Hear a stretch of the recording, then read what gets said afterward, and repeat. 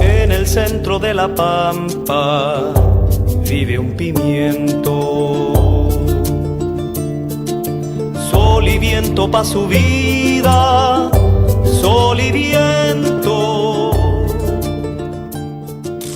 Sol y viento pa' Hello, my name is Patrick Barnard. Welcome to the 51st edition of the Pimento Report. It is Monday, June 18th, 2012, and today, all over Canada, there are demonstrations by health professionals. Those demonstrations are about two changes made by the Conservative government of Canada, and they're changes that deeply affect refugees and also human justice in this country. The two changes involve a bill called C-31 and, most immediately, alterations to the Interim federal health program, which gives people who come here as refugees access to health care. The people that I spoke to in the demonstration in Montreal indicate they feel that the federal government here has put them in a position where they will have to violate their Hippocratic oath. They also feel that these laws and changes that are taking place violate Canada's own Charter of Rights, as well as international covenants that the government of Canada has signed. So let's go right away downtown to this demonstration in Montreal. It echoes and supports demonstrations in Toronto and many other cities. Let's go and see what this issue is all about.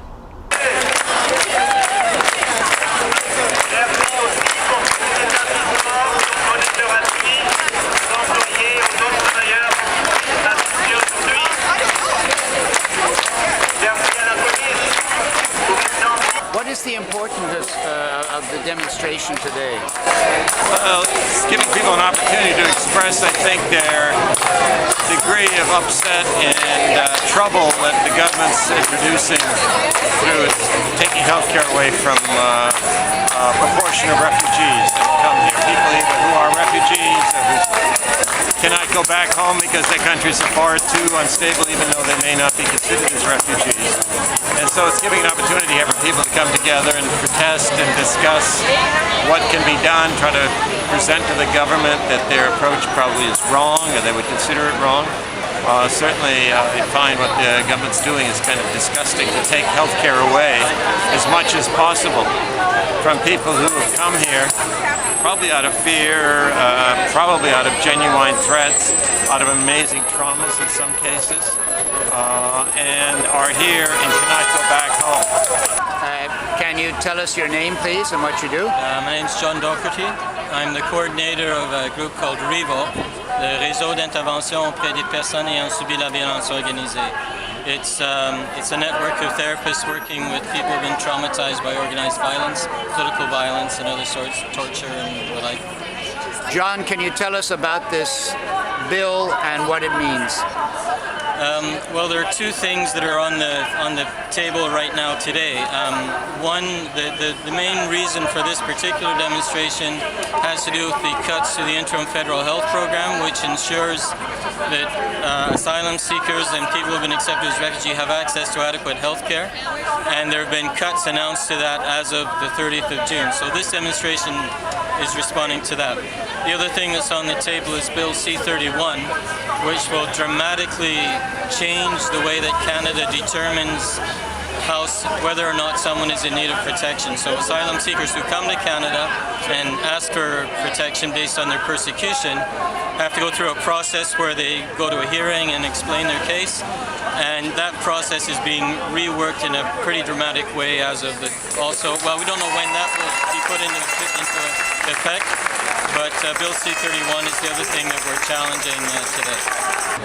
As one of my patients once said, you know, you don't really have a chance to go get your passport if someone's chasing down the street with a machete. And so this is the types of context that we're seeing. People have been highly traumatized, brutalized in some cases, lost family members and all that. And now if they do not have a provincial Medicare coverage, which many of them don't have yet, they won't have any health care. Just pay up, do your own thing. You know, it's sending a terrible message that Canada is not a very caring country. One of my colleagues said the other day that we're living in an age of ingratitude, and it seems like our government sees dollars and economic growth as more important than people. Votre nom, c'est... Bernadette. OK. Et vous travaillez pour quelle organisation, s'il vous Donc, plaît? je travaille pour la Maison Bleue. Et- Donc, on fait des suivis de grossesse et des suivis jusqu'à ce que les enfants ont 5 ans pour des familles qui vivent dans des contextes difficiles. Est-ce que vous travaillez avec beaucoup de gens qui sont des réfugiés ici? Oui, donc 40% sont demandeurs d'asile ou réfugiés. Alors, d'après vous, quel est l'impact de ces changements de loi? Ben, écoutez, on peut parler au niveau individuel, comme des personnes qui sont en attente pour des chirurgies cardiaques, pour des problèmes au foie, des gens qui ont des problèmes... parce que les gens qui ont vécu des situations difficiles, à la fin, le corps s'exprime et ils ont beaucoup de problèmes de santé. C'est pas comme la population générale où on peut survivre sans voir de médecin pendant 6 mois. Mais pour eux, ça a un impact majeur. Donc, les suivis de grossesse, donc on ne pourra pas faire les analyses de laboratoire. Si la personne a un accouchement à l'hôpital, c'est 6 000 $, ils n'ont pas d'argent. Donc, tout ça va juste, à la fin, coûter plus cher aussi. Moi, j'ai l'impression qu'avec ces lois-là, le gouvernement demande aux professionnels de refuser des services. Ça, c'est une violation de vos serments professionnels et aussi des lois internationales. Vraiment, c'est une contradiction flagrante, ça. Oui, complètement. Ça n'y a aucun sens. Il n'y a même pas un sens d'économie parce qu'à la fin, ça va coûter plus cher. Les gens vont entendre pour des problèmes. Et puis effectivement, c'est ça, c'est pas... on envoie des médecins travailler partout en Afrique, mais on n'est même pas capable de soigner les gens qui sont ici, qui ont des besoins, qui vont être Canadiens, tu sais. Je veux dire, ils vont l'être Canadiens. Là. C'est juste qu'ils sont en attente, ils sont en processus. Now, did I hear you correctly that it will be at the discretion of the minister to declare certain countries safe or unsafe? That's true.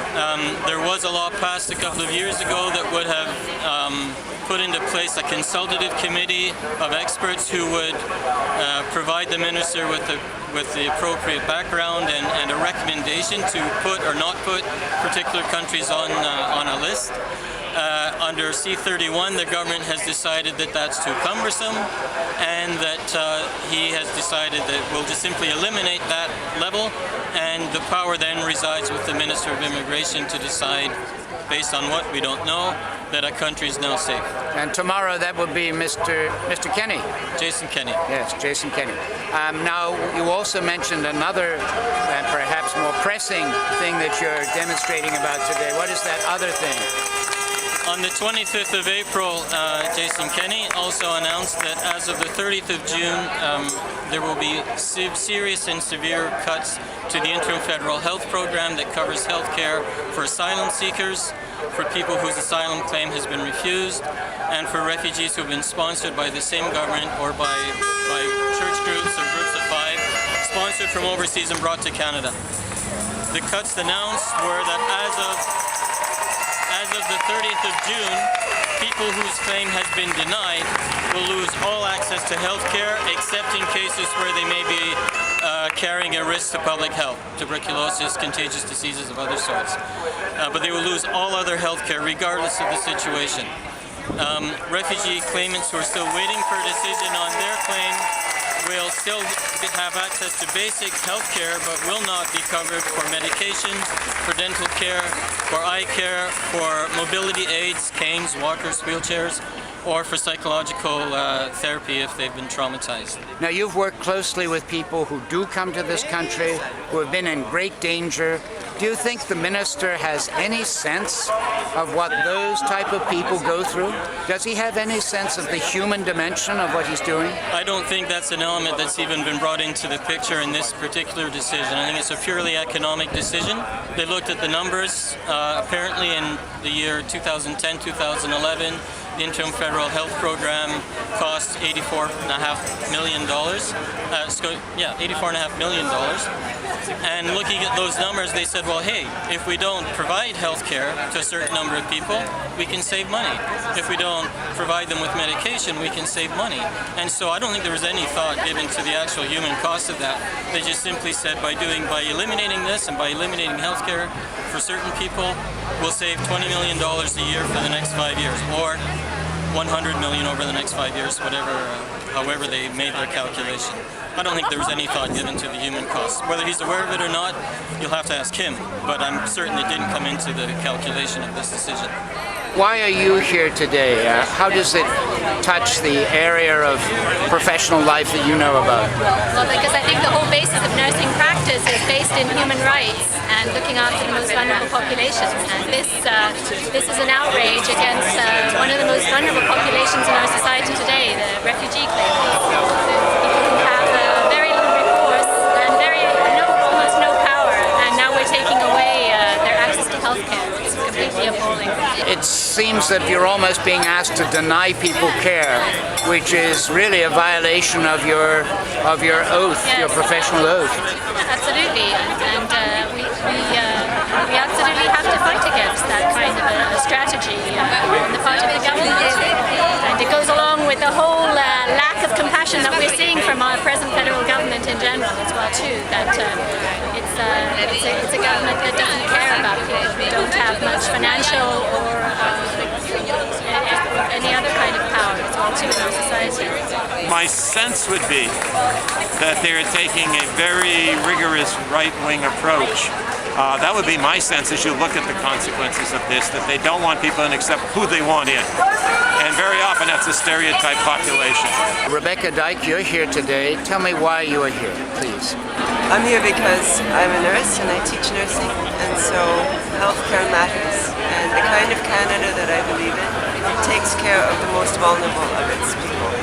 And to cut to refugees who come with such needs, physical and psychological, they need healthcare in all of its aspects, not just things that might be a danger to Canadians already here. So I think it's really important for us as a society to show who we are as part of protecting them.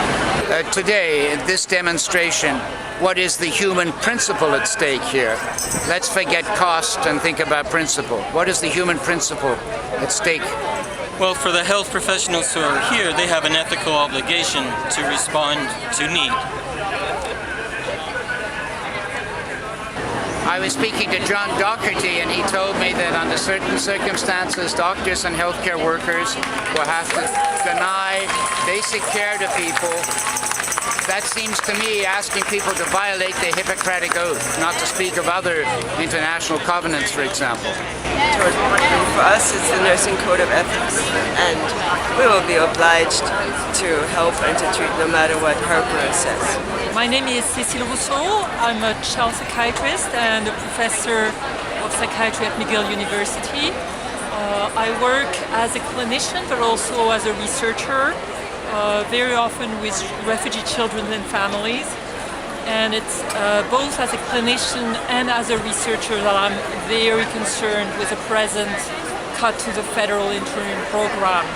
Bill C31 have terrible consequences because it means the refugee children and their family will be detained for a long period when they come to Canada, and that can happen quite arbitrarily.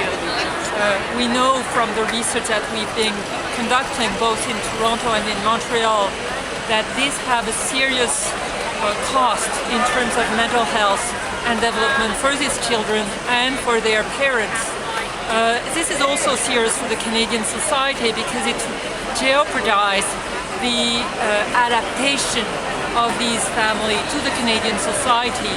Most of them will stay with us, and they're likely to have, for the children, academic problem, for the parents, employment problem, and very long and costly consequences for the Canadian, apart from the human consequences, which are increased post-traumatic stress disorder and increased depression for these kids and their parents.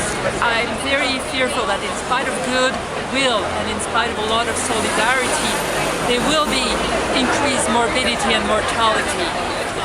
And this is very serious.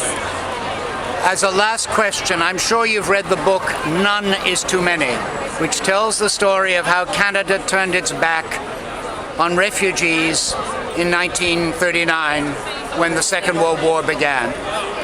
I was born in the middle of that war. I feel as if I'm seeing some horrible replay of a very bad film, as if we are doing the same thing all over again. Do you feel that? I absolutely agree with you. I feel that the discourse on the other, the stranger, the increase in xenophobia, the exclusion of others, migrants, from essential services in our country have a strong flavor of the discourse, unfortunately, which was